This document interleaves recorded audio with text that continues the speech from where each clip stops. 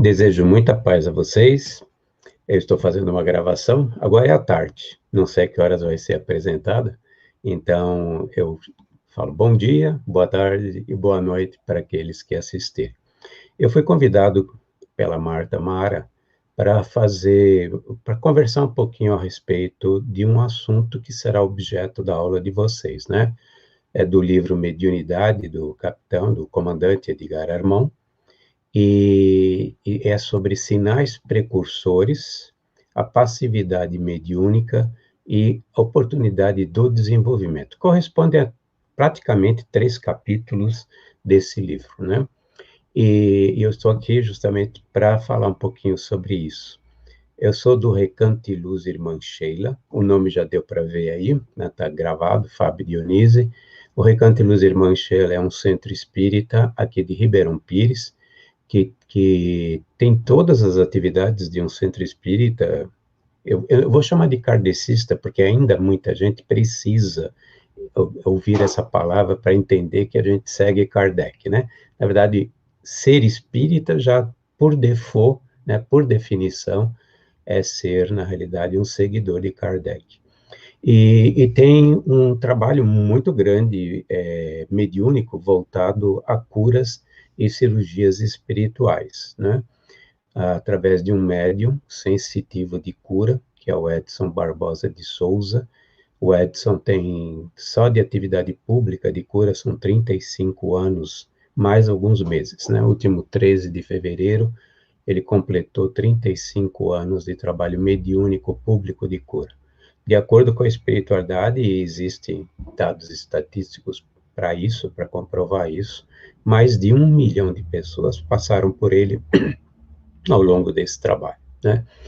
E por esse motivo nós temos laços grandes com vocês, muitos de vocês já devem ter me visto fazendo palestras, ou em São José, ou no próprio Paulo de Tarso, e a Marta, por confiança, e eu agradeço muito essa oportunidade e essa confiança, pediu que falássemos exatamente a respeito desse tema. Eu vou, como é aula, não é uma palestra, eu vou me permitir usar alguns charts e fazer algumas inserções que são, sei lá, experiências próprias ou aquilo que nós vimos ao longo de todos esses anos trabalhando dentro do espiritismo, né? Então, está aqui o objeto, que é sinais precursores, passividade mediúnica e oportunidade do desenvolvimento, né? E eu queria, na realidade, começar, inclusive com a própria experiência do médium, né, que são sinais precursores. É comum na infância, bem na tenra idade, aparecerem alguns sinais da criança estar enxergando, na realidade, espíritos, né? É comum as crianças brincarem com outras crianças, entre aspas, terem seus coleguinhas, ou até mesmo enxergarem, né? Terem visões de parentes que visitam, às vezes até descrevem, né? Um avôzinho, uma avózinha que já desencarnou, né?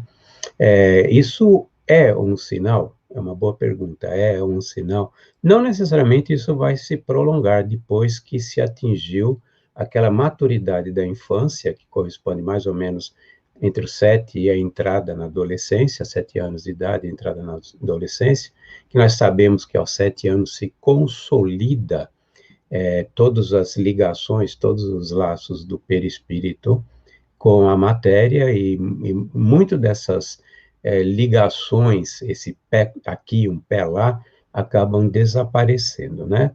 Então, o fato delas verem outras crianças, o fato de verem pessoas já desencarnadas, não necessariamente significa que seja um prelúdio, um prenúncio, né, de uma atividade ostensiva na área da mediunidade.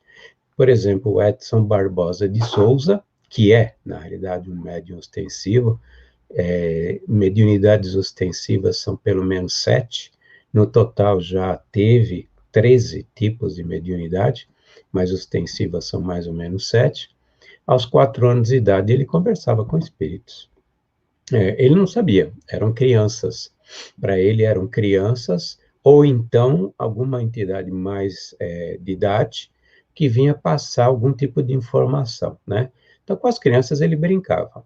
Ele teve, graças a Deus, ele teve apoio da mãe, a mãe nunca coibiu isso, embora ela não fosse especialista, não fosse espírita, né? Ela, na verdade, ela teve discernimento de compreender que algumas coisas estranhas aconteciam com o filho. E ele começou a receber, inclusive, receituário aos 6 anos, 7 anos de idade. Ele recebia receituário, o espírito passava. Diga para o seu pai que o vizinho precisa daquela pomada. Coisa desse tipo, né?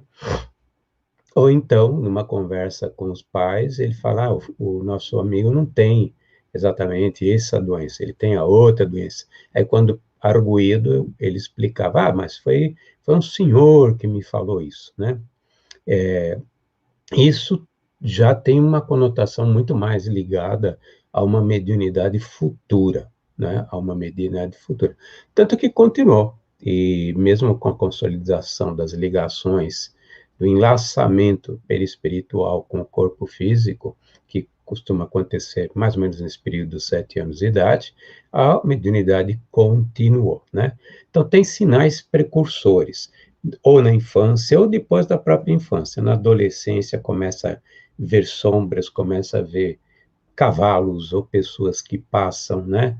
Ou pessoas dentro do próprio quarto ou da casa, que são, na realidade, visões, né? Uma das características, na realidade, que eu queria começar é a questão das perturbações psíquicas. Existem comportamentos para quem não tem conhecimento algum da mediunidade, é como se criasse um transtorno de ordem de personalidade ou um transtorno de ordem mental no indivíduo, né? Ele começa a ter como se fossem elementos que poderiam ser chamados de esquizofrenia, né? Por exemplo, a pessoa apresenta um estado psicótico, né, de esquizofrenia. Começa a ver pessoas, começa a ver entidades.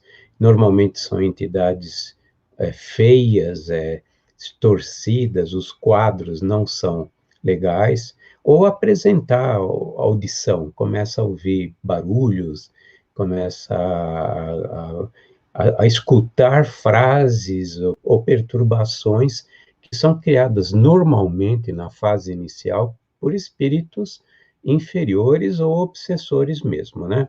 Nós temos que levar em consideração que a maioria esmagadora da mediunidade são mediunidades de resgate. Nós temos um número mínimo de missionários. Eu costumo dizer que o último missionário que eu conheci atestadamente como missionário, ele desencarnou dia 30 de junho de 2002. A partir daí, nem o próprio Divaldo se considera um missionário. Ele também tem seus resgates e ele é consciente disso, tanto que no começo no começo da sua mediunidade, ele foi através de um obsessor que o acompanhou durante muito tempo, né? O obsessor somente o deixou, somente o desculpou pelos erros pretéritos do Divaldo, quando ele adotou exatamente a mãe desse obsessor que tinha reencarnado em condições em que ela foi simplesmente jogada na rua, né? Ela foi deixada para que alguém cuidasse, era um bebezinho. Então, você vê que as perturbações psíquicas que o Divaldo sentia, por exemplo, à noite, ele via como se fosse ele via, né, o obsessor chegando querendo esganá-lo. Eu comento do filme porque o filme é visual, né? Vocês já devem ter visto o filme do Divaldo Pereira Franco. E é verdade, você vê a entidade chegando querendo te esganar, ou fazendo impropérios, ou te ameaçando, coisas desse tipo, né? Então, a perturbação psíquica ocorre, né? E existe realmente um desequilíbrio da pessoa. Ela não percebe, não tem conhecimento do que está acontecendo, e ela se desequilibra com o que está acontecendo. É uma perturbação, normalmente, que é um estado de perturbação, né? A diferença entre um estado e uma perturbação psíquica é que um estado é temporário e a perturbação psíquica, ela pode se tornar, na realidade, patológica e pode se tornar um problema de saúde, inclusive, que tem que ser tratado. Tanto que mediunidades não desenvolvidas, não educadas, podem redundar em transtornos de ordem mental no indivíduo que depois vai precisar de atendimento psiquiátrico, sim, né? Pelas perturbações e sequelas que ficaram físicas. Por isso que tem que ser, você tem que ficar frente a frente ao problema e não fugir dele, né? Então, perturbação psíquica pode ser um sinal precursor, sim, e é muito comum. Nós percebemos, por exemplo, através das nossas palestras e as reuniões públicas lá do Recanto de Luz Irmã Sheila, que muitos irmãos aparecem perturbados e, no fundo, o problema é mediúnico. Tem todas as características de transtornos de ordem de personalidade ou transtornos de ordem mental, mas a gente, através da espiritualidade, é, aprende, né, fica sabendo que, na verdade, é uma mediunidade não desenvolvida. E, muitas vezes, uma mediunidade não desenvolvida, não educada, de anos, que acabam gerando essas perturbações, né? Outro ponto, né, que está no livro do Edgar, do comandante Edgar Armand, é a questão da lucidez. Quando começa a fase em que está chegando o chamamento, né? Está chegando ao chamamento para o trabalho, ou pelo menos para que se identifique essa característica no ser humano, a pessoa pode ter audição, por exemplo. Eu começo a ouvir coisas, eu começo a ouvir frases, às vezes palavras sofisticadas, às vezes palavrões, coisas que a gente até não tem o costume de usar, e elas vêm. Ou pensamentos, né? Eu vou citar o meu caso, por exemplo. A minha mediunidade é de intuição, né? E, segundo o benfeitor, ela está indo para uma intuição mais sutil. No caso da intuição, quando eu vim a descobrir isso, já eram anos em que eu sentia características que aconteciam comigo que eu não compreendia. Eu entrei no Espiritismo em 1988, então antes disso eu não conhecia a doutrina, e eu nunca tive muita noção de quem é que pensava. Eu recebia frases, eu recebia pensamentos, né? É muito mais por pensamentos de ordem muito mais telepática do que realmente por ouvir, né, que eu não ouço, na verdade, não da maneira como a gente costuma dizer que ouve, né? E eu nunca soube quem é que pensava, se era eu ou não. Procurava discernir se era bom ou se era ruim. E muitas vezes me autoflagelava, né? Porque eu dizia, puxa vida, como é que você pode pensar um negócio desses, né? Isso não é racional, isso não faz absolutamente nenhum sentido. Então, podem ser palavras incompreensíveis, podem ser palavras compreensíveis, pode ser um zumbido, né? Mas não confundo com o zumbido que acontece, principalmente da meia-idade em diante, que são, na realidade, pequeninas fendas que se formam no ouvido e acabam gerando um zumbido característico que os médicos não identificam, né? Inclusive, os médicos dizem, vai morrer com isso, mas não vai morrer disso, né? Eu, por exemplo, tenho um zumbido que apareceu há uns 5 ou 7 anos atrás, e eu sei que é uma pequena fenda no ouvido interno. Não faz sentido cirurgia, porque o resultado é muito, muito questionável, né? A própria espiritualidade, eu fiz um tratamento, uma cirurgia espiritual, e o nosso mentor, que é o cirurgião, que é o espírito que faz as cirurgias, que é o Dr. Xavier, aqui no Recanto de Luz Irmã Sheila, ele disse, não há o que se fazer. Você pode fazer todos os exames que os médicos não vão identificar a origem desse zumbido. Você vai morrer com ele, mas não vai morrer dele, né? E, de fato, nunca mais sumiu. Existem momentos que é mais intenso e momentos que é menos intenso. Então, isso não é um sinal precursor, isso é um sinal físico, de ordem física. Aliás, tanto nas perturbações psíquicas, como em qualquer outro tipo de manifestação que a gente sinta exterior e que a gente fala é mediunidade, a gente tem que tomar muito cuidado, né? Sempre se começa pela avaliação médica, sempre. A espiritualidade é muito clara em dizer, você está com alguma perturbação, antes vá ao médico e tire as suas dúvidas. Aqueles sonhos, aquelas visões que você está tendo, são, na realidade, o médico da própria Terra pode não entender de espiritualidade, mas ele vai te dizer que podem ser motivados por estados psicológicos, estados de aflição, estados de depressão, estados de superexcitação, né? Então, não é o fato de eu começar a ver uma sombra, que, na realidade, eu estou vendo um espírito e eu tenho mediunidade. Mesmo porque nós temos o fundo do olho, pequenos objetos, né, no olho, temos uma série de coisas que são físicas e nos dão a ilusão óptica de que estamos vendo alguma coisa. E, obviamente, você vê um espírito, tudo bem, você está vendo ele fisicamente, mas muita gente vê um relance, uma sombra, coisas desse tipo. Ou ouve alguma coisa, ou o caso do zumbido. Ou uma perturbação psíquica. Meu filho é transtornado, eu acho que ele é médium. Não necessariamente. Porque a esquizofrenia, não é tão comum como se imagina, né? Não é tão comum, porque na realidade a maior parte dos efeitos de esquizofrenia são efeitos mediúnicos, de obsessão, principalmente de obsessão, que muitas vezes vão para o lado da subjugação, né? Na verdade, são perturbações do espírito mesmo, ele traz esses transtornos, né? Nós temos problemas seríssimos com transtornos, com muitos espíritos endividados que vêm para cá totalmente desajustados.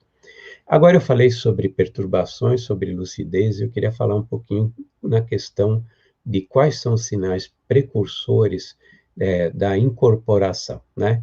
E a incorporação nós podemos dividir em consciente, semi-inconsciente, né?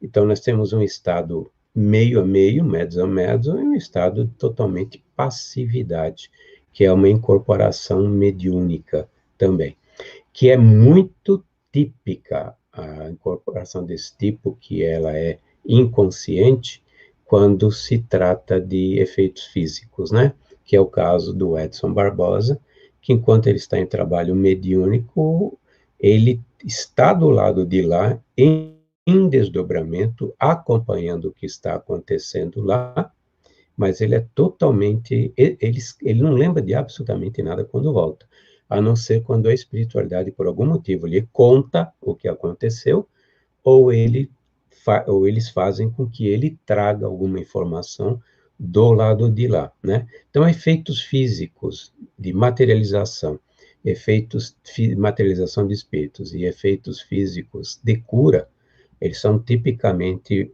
inconscientes, né?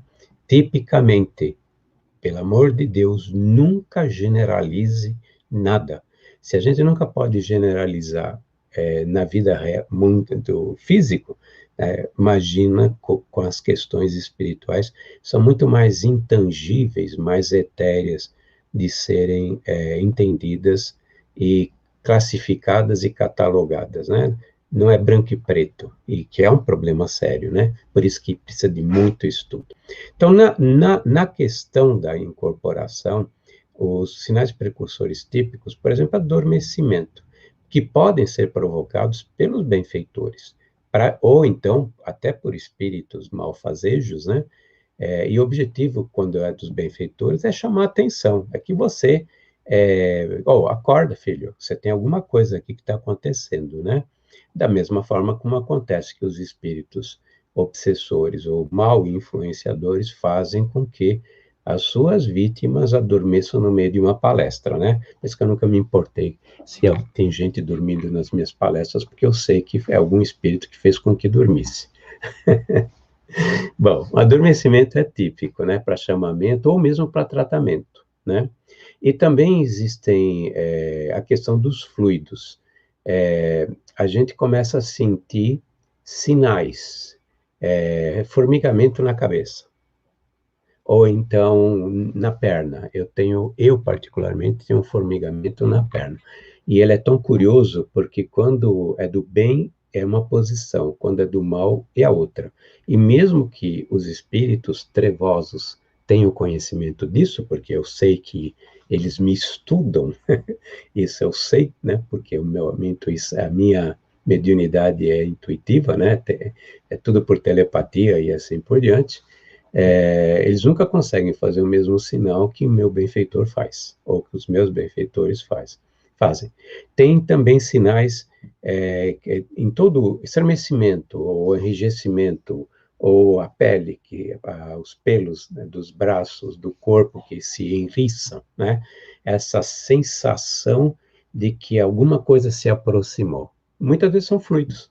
Os fluidos nós passamos a ter de cada vez de uma forma mais intensa essa sensação. Aí você entra no lugar e você não se sente bem, né? É, tem lugares muito claramente que você não se sente bem, né?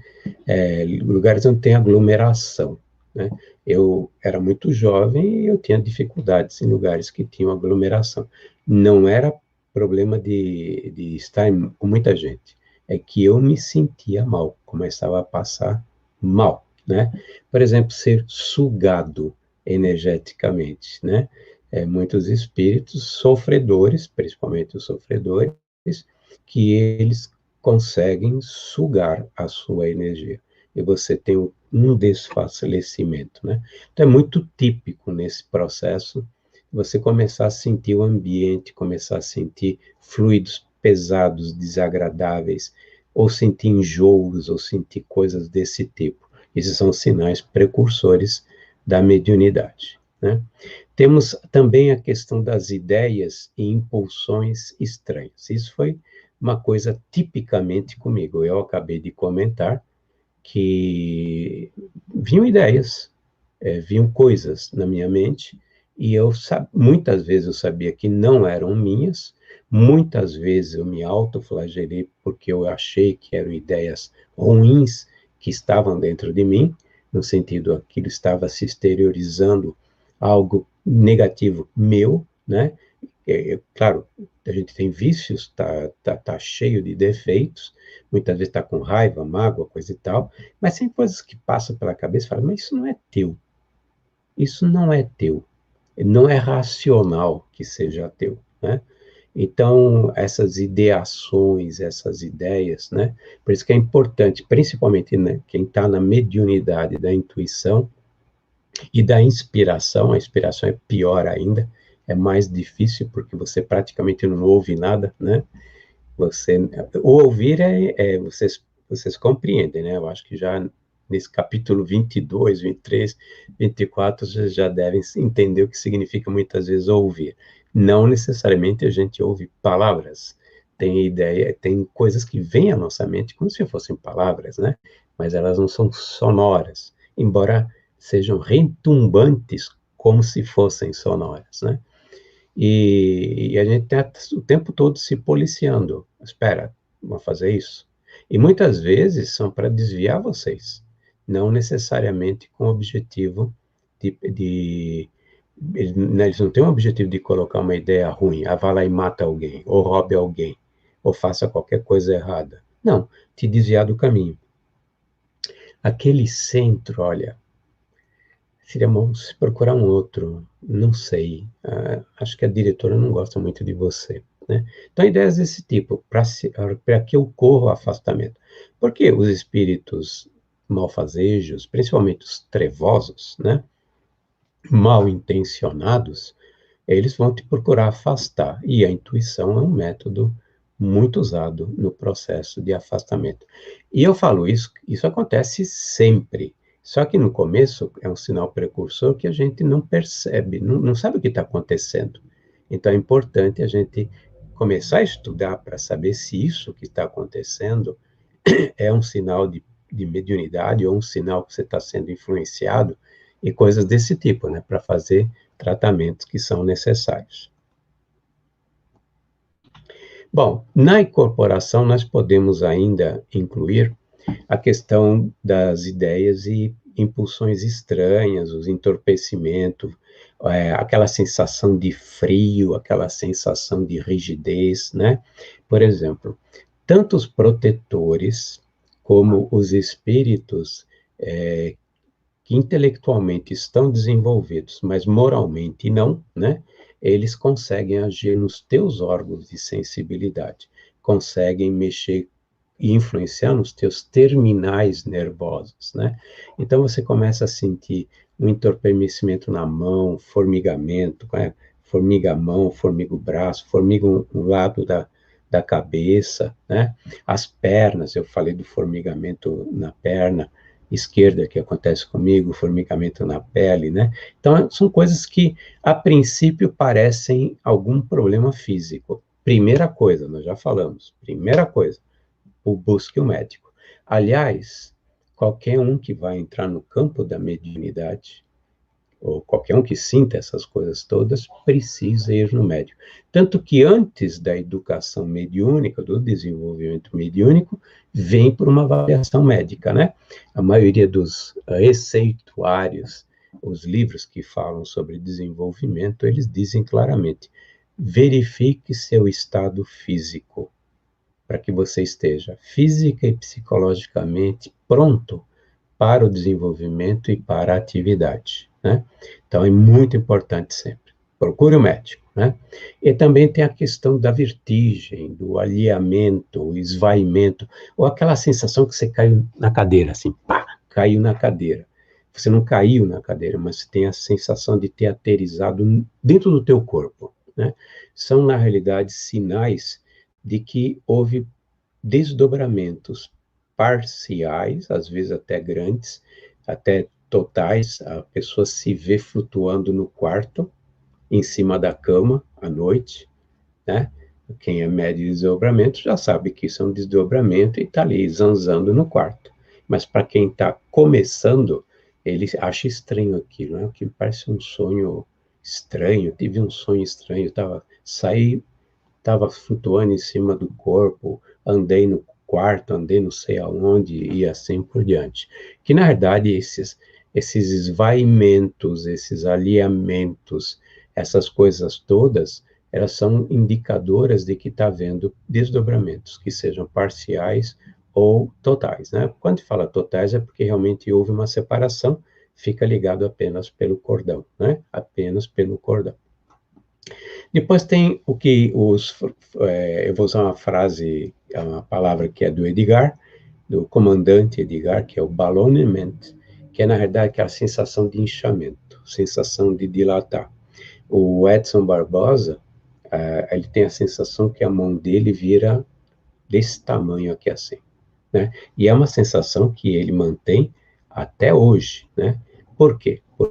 Porque ele, na realidade, é uma expansão do perispírito, né? Ocorre um processo de expansão do perispírito, e isso dá a sensação de você ter inchado. Então, sensações de estufamento, ou na mão, ou no pé, ou no rosto, ou no corpo todo, a pessoa parece que virou um balão, é um sinal precursor, e é algo que vai continuar depois, como você, médium atuante, médium ostensivo. E para efeitos físicos, tipicamente para efeitos típicos, é muito comum os barulhos, os estouros. Por exemplo, as lâmpadas que estouram. Ou então, eu vou contar um caso de uma paciente que ela recebeu para a orientação de usar um extrato para tratamento de cura aqui no Recanto Luz Irmã Sheila. Passou um mês, 2 meses, ela voltou e dizia que aconteceu uma coisa engraçada. Ela falava que eram os espíritos que faziam. Ela falava que quando estava para terminar o frasco, no dia seguinte ele estava cheio. Aí esvaziava, no dia seguinte cheio. Ela consumia, né? E ela fala, os espíritos são tão bons que eles preenchem os frascos para mim, e eu estou tomando o extrato até hoje sem ter comprado novamente. Efeito físico. Estourar lâmpadas, essas coisas, quando a gente está perturbado, né? Isso realmente já me aconteceu muitas vezes, principalmente no começo desse processo todo, são as energias, são as nossas potencialidades, não só do poder da mente, que nós temos um poder desconhecido por todos nós, mas também por causa dos fluidos, da manipulação de fluidos, que acabam gerando efeitos desse tipo. Então, houve barulho, houve estouro de lâmpadas, deslocamentos de objeto se desloca, desaparecimento de objetos. Desaparece um objeto em casa. É algum espírito engraçadinho? Claro, tem espíritos engraçadinhos que fazem isso, mas através de que ectoplasma? Eles precisam de um ectoplasma para realizar efeitos físicos e fazer desaparecer um objeto, esconder um objeto, ou transporte de objeto. Eles necessitam retirá-lo de um médium de efeitos físicos, né? De efeitos de ectoplasmia. Então, são médiums que vão perceber à sua volta esses fenômenos e não entendem como isso acontece, né? O efeito, por exemplo, das irmãs Fox, né? Que é tudo aquilo que acontecia, aqueles barulhos, aquelas coisas todas dentro de casa, e quem é que estava fornecendo? Algum médium de efeito físico estava fornecendo esse material, esse ectoplasma, para que a espiritualidade, no caso a espiritualidade era inferior, fizesse os barulhos, tirasse, puxasse as cobertas, quebrasse coisas, janelas e coisas desse tipo. Bom, vamos falar um pouquinho agora das oportunidades de desenvolvimento. Quando é que eu vou desenvolver? A criança está com 7 anos, está vendo espírito, né? Não se deve provocar desenvolvimento prematuro de faculdade física, psíquica, com raras exceções, que a generalização eu disse que é muito complicado, raras exceções, não é para nenhuma criança desenvolver mediunidade. Se ela já veio com ela, é outra história. Quando o Chico começou a trabalhar, realmente, aos 17 anos, certo? Essa fase que chegou aos 17 anos é que ele foi incitado a trabalhar. Por que não aos 10, aos 12, se ele falava com a mãe? A João Maria de Deus. João Maria de Deus, a Maria João de Deus. Por quê? Porque não se deve, ela não tem maturidade psicológica, não tem conhecimento, não tem vivência, está passando por uma fase de, inclusive, de questionamentos internos, ela precisa amadurecer, né? Então, não se deve provocar prematuramente. E também, está com uns 25 anos. Eu acho que meu formigamento é provocado por... Eu acho que aqueles médiums de casa, né? Você vai na casa de alguém que faz trabalho mediúnico em casa. A tia, coitado, diz, você tem mediunidade, precisa desenvolver, né? Então, tem que dar passividade. Tem que dar passividade. Não se deve fazer isso. Deve-se passar por etapas muito específicas para se verificar isso. Primeira etapa, independente de qualquer que seja a escola que você siga, né? Seja Aliança, que seja FEB, é o estudo da doutrina. Por quê? Porque você precisa do conhecimento antes para não ser engolido vivo num trabalho mediúnico não preparado. E a espiritualidade vai dosar essa sua evolução mediúnica durante a fase de estudo. Por isso se começa pelo estudo para depois ter as aulas mediúnicas. Nunca se começa pelas aulas mediúnicas e depois eu vou estudar. Existem casos que são exceções típicas de mediunidades totalmente destrambelhadas e que alguém precisa tratar, senão a pessoa é capaz até de se matar. Mas aí tem que ter o compromisso de fazer em paralelo um estudo, né? Eu não estou incitando ninguém a começar pela mediunidade, e depois fazer o estudo. O correto é começar pelo estudo e depois ter as aulas mediúnicas, né? Desenvolvimento mediúnico. Porque eu preciso entender o que está acontecendo comigo. Eu preciso, pelo menos, ter os princípios de conhecimento doutrinário, né? Para eu poder entender o que está se passando. Por exemplo, conhecer que tem espírito do outro lado, que tem desencarnado do outro lado. Tem gente que tem mediunidade, vai trabalhar e nem sabe o que tem entidades do outro lado, né? Acredita que sejam, sei lá, entidades que recebem vários nomes, coisa e tal, mas não tem essa noção de como funciona o mundo espiritual. Eu preciso ter noção de como funciona o mundo espiritual para poder desenvolver alguma coisa antes. Então, estudo é condição sine qua non, e muito estudo. Eu sei que muita gente já virou o rosto, porque a gente fala em estudo. O brasileiro não é muito chegado a livro, né? É só ver as vendas de livro nesse país para vocês saberem como a gente adora a leitura, né? Como a gente adora a leitura. Então, essa questão do estudo é importantíssima para eu criar o arcabouço. Outra coisa, a espiritualidade usa do teu conhecimento nos trabalhos, né?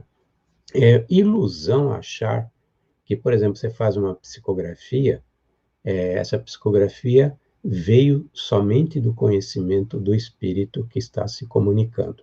Ele extrai da tua memória, está no inconsciente, elementos para poder fazer isso.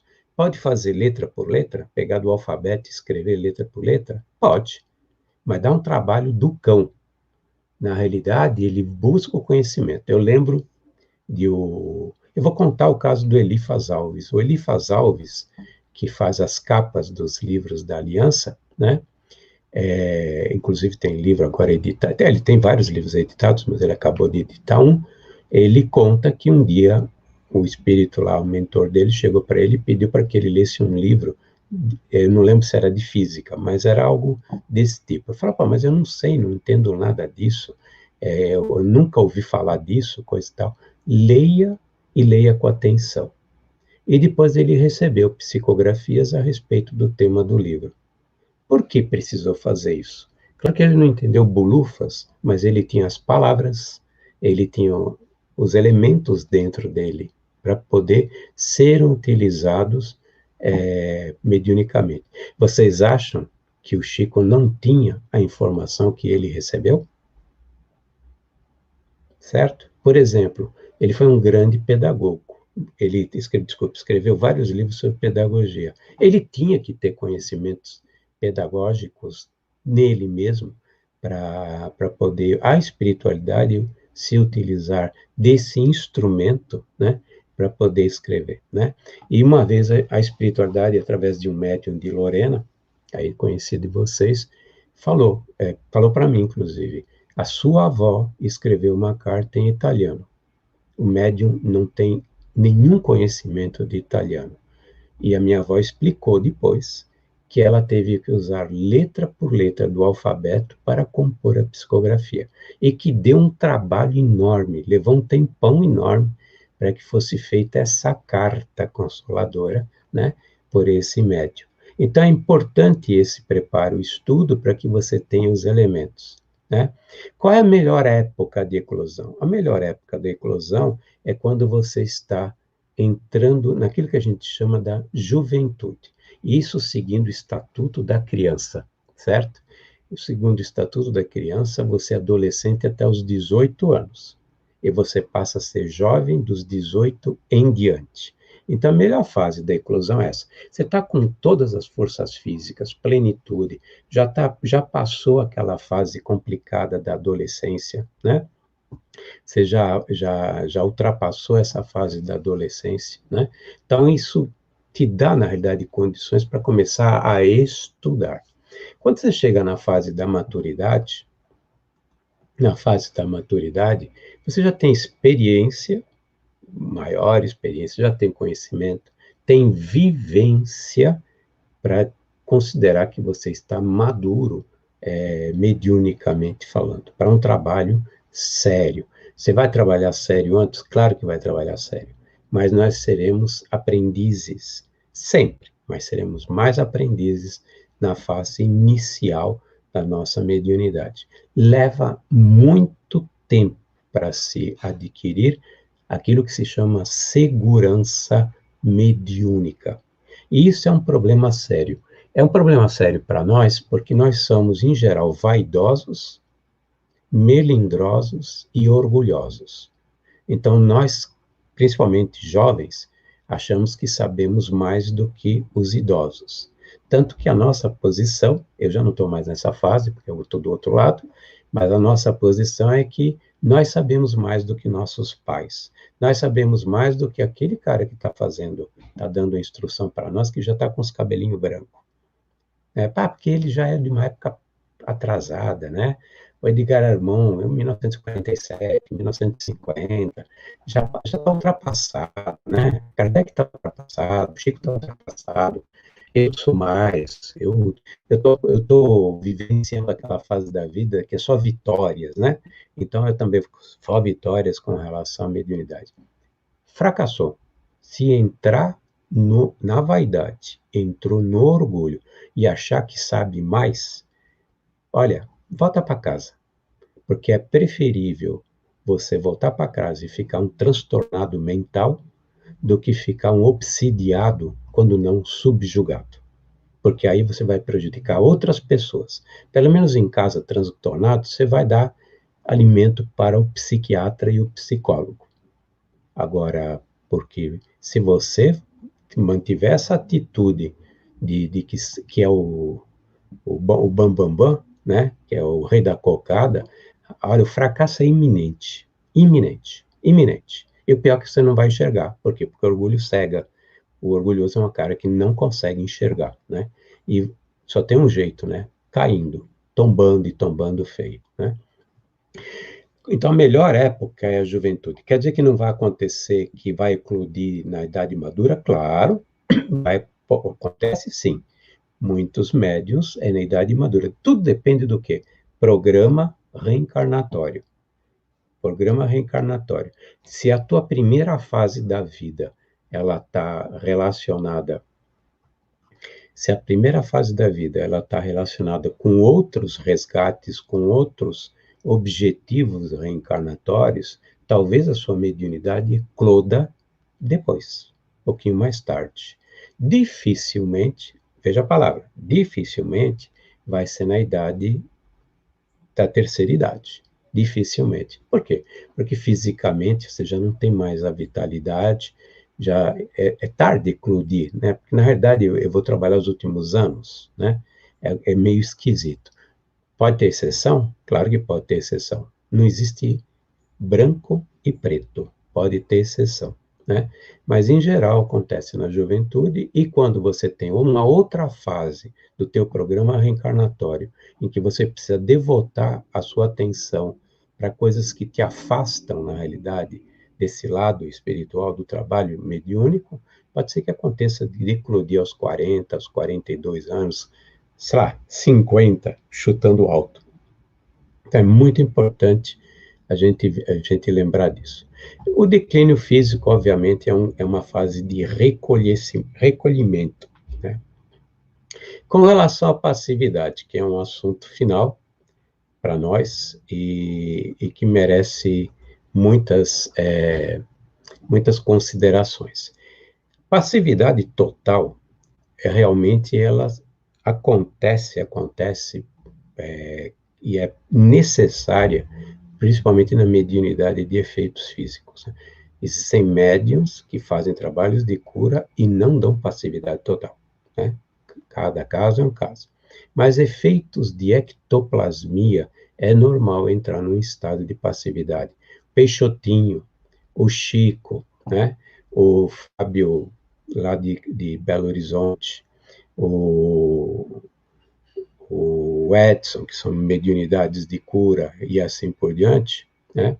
O Zé Arrigó, eles eram, na realidade, de passividade. O Zé Arrigó eu não tenho muita certeza, então esquece o Zé Arrigó, porque eu não estudei o suficiente para poder fazer essa afirmação. Os demais eu estudei. Agora, como é que você chega à passividade total? Você estrebucha e começa a dar passividade? Não. Porque você entregar, digamos assim, o seu corpo físico numa passividade total é muito perigoso. E é muito complicado, né? Você está se entregando, na realidade, como um instrumento, como se fosse um bisturi. Eu não sei o que eles vão fazer com esse bisturi. Então, essa confiança tem que ser construída. Em caso de passividade total, você criou confiança na entidade que está te incorporando? É uma relação de anos, né? No caso do Edson, começou com psicografias. E mesmo assim, depois de alguns anos, falou, esquece tudo que você escreveu, estava só em treinamento. Começou com cartas consoladoras, depois com trabalho não público de curas, e depois o trabalho de curas, né?